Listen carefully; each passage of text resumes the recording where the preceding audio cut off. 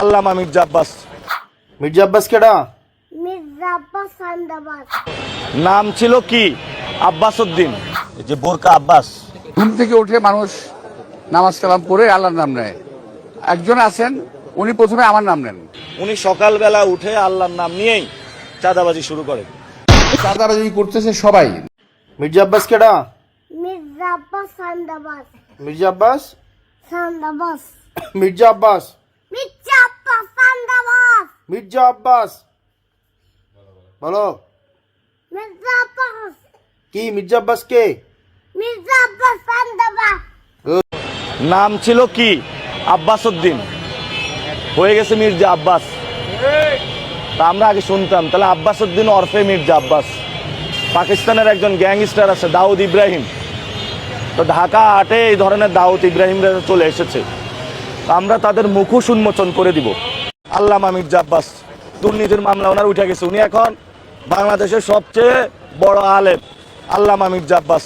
আল্লামা মির্জা আব্বাস ঢাকা হাটে চাঁদাবাজি করে, সন্ত্রাসী করে, দুর্নীতি করে এবং গণপূর্ত মন্ত্রণালয়ে টেন্ডারবাজি করে। এই যে দুর্নীতি, মির্জা আব্বাসের দুর্নীতি আপনারা পত্রিকা দেখেন নাই, আপনারা পড়েন নাই মির্জা আব্বাস যে দুর্নীতি করছে। দুর্নীতির মামলা উঠছে কখন জানেন? দুর্নীতির মামলা যে উঠে গেছে এটা উঠছে 5 তারিখের পরে।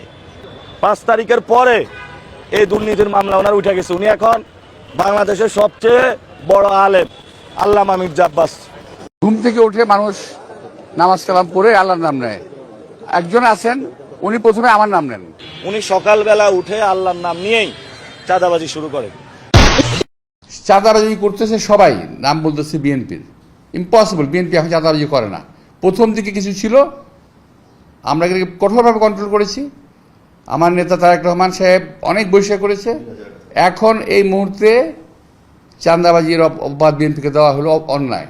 এই মুহূর্তে বিএনপি চাঁদাবাজি করছে না। এই যে বোরকা আব্বাস, এই বোরকা আব্বাস হলে বোরকা নিয়ে যেই ধরনের কমেন্টগুলো করে, আমার আম্মা বোরকা পরে, আমাদের মা বোনেরা বোরকা পরে। এখন যারা বোরকা পরে তারা তো বোরকা পরে ভোট দিতে যাবে।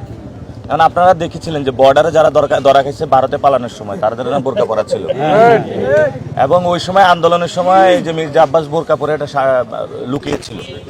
তা আমরা বলি যে যে বোরকা আব্বাস, এই বোরকা আব্বাস হলে বোরকা নিয়ে যেই ধরনের কমেন্টগুলো করে এটা বোরকার প্রতি হীনমন্যতা এবং এটা কটূক্তি।